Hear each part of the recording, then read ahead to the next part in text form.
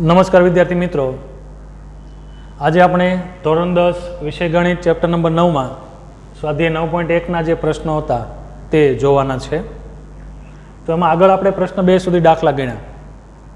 હવે પ્રશ્ન નંબર 3, આ ચેપ્ટરમાં થોડીક રકમ લાંબી આવશે એટલે થોડીક રકમ લાંબી લખેલી છે, તકલીફ પડે લખવામાં. ચાલો, પ્રશ્ન નંબર 3, એક ઠેકેદારે બાળકોને રમવા માટે બગીચામાં 2 લપસણી લગાવવાની છે. કેટલી? 2. ચાલો, તો આ માટે તેણે 5 વર્ષથી ઓછી ઉંમરના બાળકો માટે જમીનથી ઉપરનો છેડો 1.5 મીટર રહે અને જમીન સાથે 30 અંશનો ખૂણો બનાવે તેવી અને તેનાથી વધારે ઉંમરના બાળકો માટે 3 મીટરની ઊંચાઈથી સીધો ઢાળ હોય તથા જમીન સાથે 60 અંશનો ખૂણો બનાવતી હોય તેવી લપસણી પસંદ કરેલી છે. તો બંને લપસણીની ઊંચાઈ શોધો. 2 પ્રકારની લપસણી છે. ચાલો, 2 લપસણી જોઈએ આપણે. પહેલી કઈ છે? તો કે 5 વર્ષથી ઓછી ઉંમરના બાળકો, બરાબર ને? તેના માટે જમીનથી ઉપરનો છેડો કેટલો છે? 1.5 મીટર ઊંચો રહે તે રીતે ગોઠવેલું છે ને. ચાલો, ધારો કે આપણી આ જમીન છે પહેલા, બરાબર, અને પહેલો છેડો કેટલા મીટર ઊંચો રહે? તો કે 1.5 મીટર ઊંચો રહે. તો આનો મતલબ કે 1.5 મીટર ઊંચો રહે તે રીતે આપણી લપસણી ગોઠવેલી છે. તો આ છે આપણી લપસણી.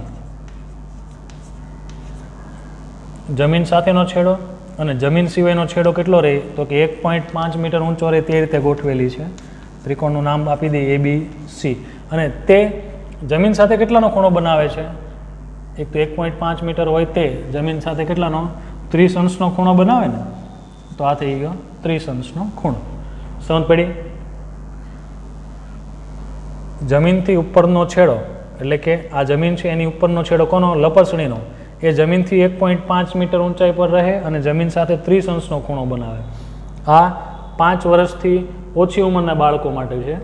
હવે 5 વર્ષથી વધારે ઉંમરના બાળકો માટે કઈ રીતનું છે? તો કે 3 મીટરની ઊંચાઈથી સીધો ઢાળ હોય. તો જે ઊંચાઈ છે કેટલી છે? 3 મીટર. આ આપણી જમીન છે, આ જમીન.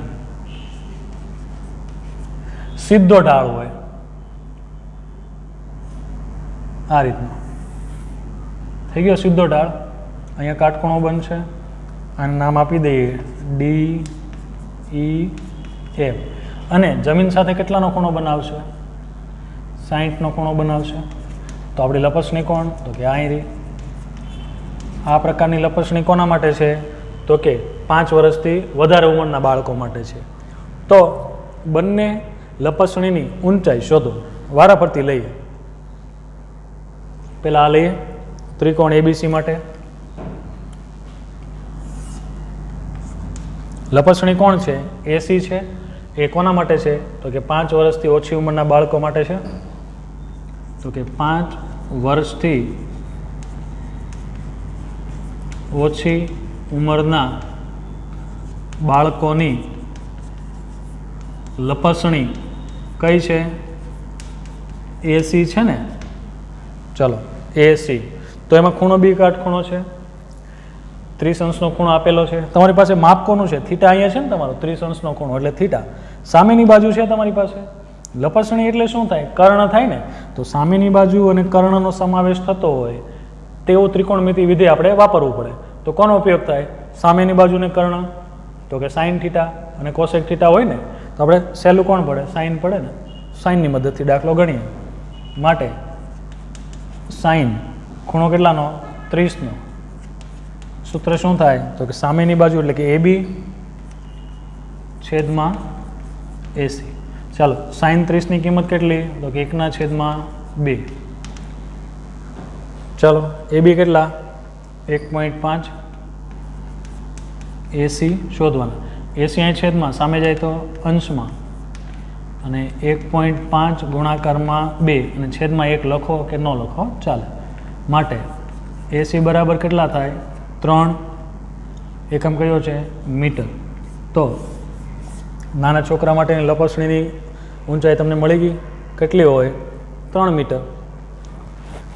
ચાલો, એવી જ રીતે મોટા છોકરાવાળી લપસણી કઈ છે? તો કે DF, તો કે વધુ ઉંમરવાળા બાળકોની લપસણી કઈ છે? DF. ચાલો, હવે DFમાં જુઓ, આ ત્રિકોણ જોઈ લો. DEFમાં ખૂણો એ કાટખૂણો છે, ખૂણો F બરાબર 60 છે. ચાલો, હવે તમારો થીટા ક્યાં છે? અહીંયા છે ને 60. તમારી પાસે શું છે? તો કે થીટાની સામેની બાજુ છે. શોધવાનું શું? તો કે લપસણી. લપસણી એટલે શું થાય? કર્ણ થયો. તો ફરીથી સામેની બાજુ અને કર્ણ હોય તો ફરીથી સાઇનવાળું સૂત્ર આપણે વાપરી શકીએ. તો માટે સાઇન 60 બરાબર, ચાલો સૂત્ર શું થશે? DE એટલે કે સામેની બાજુ છેદમાં કર્ણ, DF. સાઇન 60ની કિંમત કેટલી થાય? તો કે વર્ગમૂળમાં 3/2. ચાલો, DE ની કિંમત કેટલી છે? 3 છે ને તમારી પાસે? 3/2 DF આપણે શોધવાના. ચાલો, DFને સૂત્રના કરતા બનાવીએ આપણે. તો DF બરાબર 3 ગુણાકારમાં 2 છેદમાં વર્ગમૂળમાં 3 આવું થશે. માટે DF બરાબર શું આવ્યું? 6/3 વર્ગમૂળમાં 3. મેં તમને હમણાં આગળ પણ કીધું, છેદમાં અસમય સંખ્યા લાવવાની નહીં. છેદમાંથી વર્ગમૂળ દૂર કરવા પડે.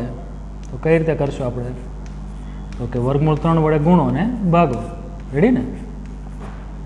ચાલો, માટે DF બરાબર શું આવશે? 6 વર્ગમૂળમાં 3 છેદમાં વર્ગમૂળ 3 ગુણાકારમાં વર્ગમૂળ 3 એટલે 3. ચાલો, 3 દુ કેટલા થાય? 6. તો DFની કિંમત તમને કેટલી મળી?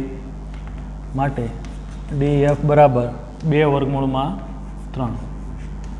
સમજ પડી? ખ્યાલ આવી ગયો? તો આમ નાના છોકરા એટલે કે 5 વર્ષથી ઓછી ઉંમરના બાળકો માટે લપસણીની ઊંચાઈ કેટલી આવે? 3 મીટર. અને વધુ ઉંમરવાળા બાળકો માટે લપસણીની ઊંચાઈ 2 વર્ગમૂળમાં 3 મીટર આવે. સમજ પડી? તો લખવાનું કે આમ 5 વર્ષથી ઓછી ઉંમરના બાળકો માટે લપસણીની ઊંચાઈ 3 મીટર અને વધુ ઉંમરના બાળકો માટે લપસણીની ઊંચાઈ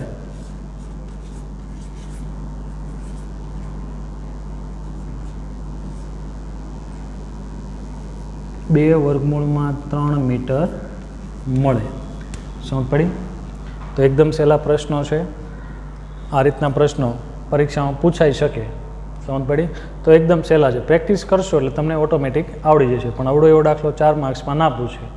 સમજ પડી? એટલે અવડો એવો દાખલો પૂછવો હોય તો તમને 2 દાખલા ભેગા કરીને પણ પૂછી શકે. હજી આની આગળના દાખલા બધા આના કરતાં પણ મોટા આવશે. તો ધ્યાન રાખજો શું કરવાનું છે, કઈ રીતે કયું ત્રિકોણમિતિ વિધેય વાપરવાનું છે તે તમને ખ્યાલ હોવો જરૂરી છે. ચાલો વિદ્યાર્થી મિત્રો, પ્રશ્ન નંબર 4. ટાવરના પાયાથી 30 મીટર દૂર રહેલા જમીન પરના એક બિંદુથી ટાવરની ટોચના ઉચ્છેદ કોણનું માપ આપેલું છે 30 અંશ. તો ટાવરની ઊંચાઈ શોધો. ચાલો આકૃતિ બનાવી. પહેલાં તો સૌથી પહેલાં તો ટાવર. ધારો કે આપણો આ ટાવર છે, જમીન પર ઊભો છે. તો આપણી જમીન. ઓકે, ટાવરને નામ આપી દઈએ AB. જમીન છે આપણી BC. હવે અહીંયા સીધો ઊભો છે એટલે 90 અંશનો ખૂણો પણ બનશે. ઓકે ને? ચાલો, ટાવરના પાયાથી 30 મીટર દૂર રહેલું જમીન પરનું એક બિંદુ. તો ટાવરનો પાયો કોણ થાય? આ થાય ને, બિંદુ B. ત્યાંથી 30 મીટર દૂર એટલે આ આપણું અંતર કેટલું છે? 30 મીટર. એક દૂર બિંદુ C. બરાબર? ટાવરના પાયાથી 30 મીટર દૂર રહેલા જમીન પરના એક બિંદુથી ટાવરની ટોચનો ઉચ્છેદ કોણ, એટલે કે તમારે બિંદુ C આગળથી જોવાનું છે. એટલે ટાવરની ટોચનો ઉચ્છેદ કોણ એટલે તમારે ઉપર તરફ જોવાનું હોય તો તો તમારો ખૂણો ક્યાં બનશે? અહીંયા બનશે. રેડી ને? ઉચ્છેદ કોણ કેટલો આપ્યો છે?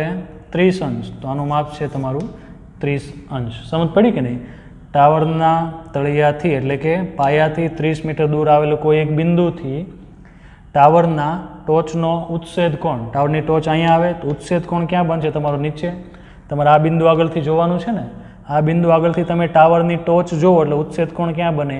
અહીંયા. જમીન અને આ દ્રષ્ટિકિરણ સાથે તમારો ઉચ્છેદ કોણ બનશે. કેટલાનો? તો કે 30 અંશ. તો ટાવરની ઊંચાઈ એટલે કે આપણે AB શોધવાનો છે. સમજ પડી? હવે ટાવરની ઊંચાઈ આ છે, થીટા આપણો અહીંયા છે. સમજ પડી ને? અને તમને થીટાની પાસેની બાજુ આપી છે ને, તમારે શોધવાની કઈ છે? સામેની બાજુ શોધવાની છે. તો સામેની બાજુ અને પાસેની બાજુનું કોમ્બિનેશન આવતું હોય એવા સૂત્ર કયા? એક તો tan વાળું અને બીજું cot વાળું. તમે કોઈ પણ સૂત્ર વાપરી શકો. tan 30ની મદદથી અથવા તો cot 30ની મદદથી તમે દાખલાનું સોલ્યુશન લાવી શકો. તો ચાલો તો જોઈએ. ત્રિકોણ ABC માટે ખૂણો B કેટલાનો છે? 90 અંશનો થયો અને ખૂણો C બરાબર 30 અંશ. બરાબર ને? ચાલો, થીટાની પાસેની બાજુ આપી છે ને તો કોટ વાળું સૂત્ર વાપરું. ચાલો ને, cot 30 પાસેની બાજુ છેદમાં સામેની બાજુ. પાસેની બાજુ કઈ? તો કે BC છેદમાં સામેની બાજુ કઈ થાય? AB થાય. cot 30ની કિંમત કેટલી? તો કે વર્ગમૂળમાં 3. BC આપેલા છે 30. AB કેટલા છે તમારા? શોધવા પડશે. ચાલો હવે સૂત્ર આપીએ, સાદુરૂપ આપીએ. એબીને સૂત્રનો કરતા બનાવો એટલે AB બરાબર શું થશે? તો કે AB બરાબર 30ના છેદમાં વર્ગમૂળમાં 3. આવું આવે ને? હવે તમને આગળ જ કીધું કે છેદમાં અસમી સંખ્યા આવવી જોઈએ નહીં. તો આપણે એને શું કરશું? સમીકરણ કરશું. છેદનું સમીકરણ કરો એટલે એક જ સંખ્યા આપેલી હોય તો એની સંખ્યા વડે ગુણી નાખો અને ભાગી નાખો. તો તમારું AB બરાબર શું થશે? 30 વર્ગમૂળમાં 3 છેદમાં વર્ગમૂળ 3 ગુણાકારમાં વર્ગમૂળ 3 એટલે 3. ચાલો 10 તેરી 30. તો તમારે AB બરાબર કેટલા મળ્યા? 10 વર્ગમૂળમાં 3. એકમ કયો હતો? મીટર હતો ને? તો મીટર. તો AB બરાબર 10 વર્ગમૂળમાં 3. તો આમ ટાવરની ઊંચાઈ 10 વર્ગમૂળમાં 3 મીટર મળે. સમજ પડી છે ને? એકદમ સહેલો પ્રશ્ન. આ તો એકદમ નાના નાના પ્રશ્નો છે. તો આવા દાખલા 4 માર્ક્સમાં ન પૂછે, પણ આવા ભેગા કરીને 4 માર્ક્સનો દાખલો પૂછવો હોય તો પૂછી શકે. તો ખાસ ધ્યાન રાખજો આ રીતના દાખલામાં શું કરવાનું. ખાસ આકૃતિ સમજવી અને સૂત્ર યાદ રાખવાનું, અને સૂત્ર બેસાડતા આવડવું જોઈએ. કયું સૂત્ર ક્યારે વાપરવું ખ્યાલ આવવો જોઈએ. ઓકે,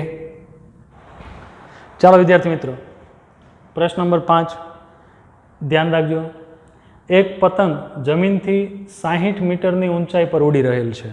ચાલો, જમીનથી 60 મીટર. ધારો કે આપણી આ જમીન છે, જમીનને નામ આપી દઈએ BC. આ જમીન છે. જમીનથી 60 મીટર ઊંચાઈ એટલે આ જમીનથી 60 મીટર ઊંચાઈ, અને નામ આપી દઈએ A. અને તમારો પતંગ છે અહીંયા. બરાબર? માની લો કે આપણો પતંગ અહીંયા ચગે છે.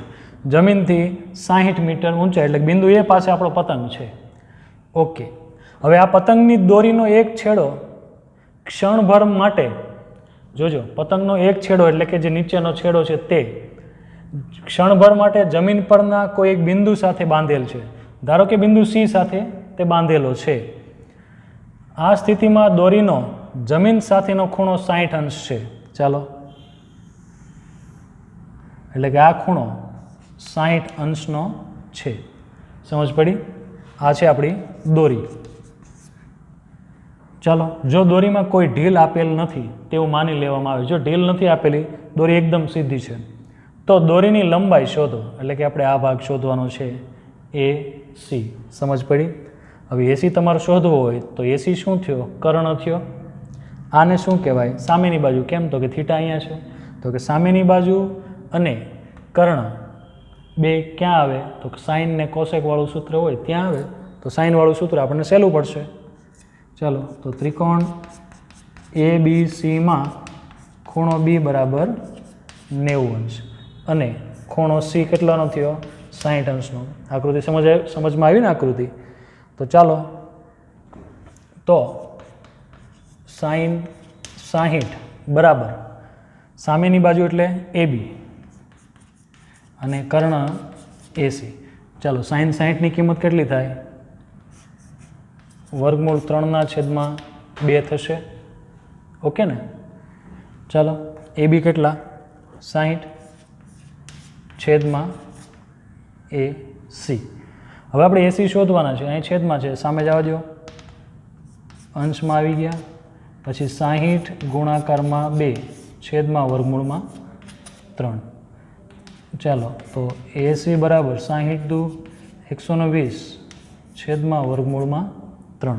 હવે તમને આગળ કીધું એમ છેદમાં આ સમય સંખ્યા રહેવી જોઈએ નહીં. તો એને દૂર કરવી હોય તો કે અંશ અને છેદમાં એની સંખ્યા વડે ગુણી નાખો ને ભાગી નાખો. વર્ગમૂળમાં 3.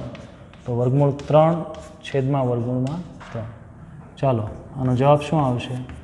તો 120 ગુણાકારમાં વર્ગમૂળ 3 એટલે 120 વર્ગમૂળ 3 અને વર્ગમૂળ 3 ગુણાકારમાં વર્ગમૂળ 3 એટલે 3. ચાલો, 40 તેરી 120 થાય ને? તો માટે AC બરાબર 40 વર્ગમૂળમાં 3. એકમ કયો છે આપણો? મીટર છે ને? તો મીટર. તો ખબર પડી કઈ રીતે જવાબ આવ્યો આપણો? AC એટલે શું થયું? દોરી થઈ ને? તો આમ દોરીની લંબાઈ 40 વર્ગમૂળમાં 3 મીટર મળે. સમજ પડી? સહેલો પ્રશ્ન છે. હવે આ રીતના ઉચ્છેદ કોણ શબ્દ આવવા મળ્યા. ઉચ્છેદ કોણ ને અવચ્છેદ કોણ, હવે ધીમે ધીમે તમારે એ શબ્દો આવશે. તો પતંગવાળો પ્રશ્ન હતો. આ રીતના પ્રશ્નો પરીક્ષામાં પૂછાઈ શકે, પણ મોટા દાખલા સ્વરૂપે.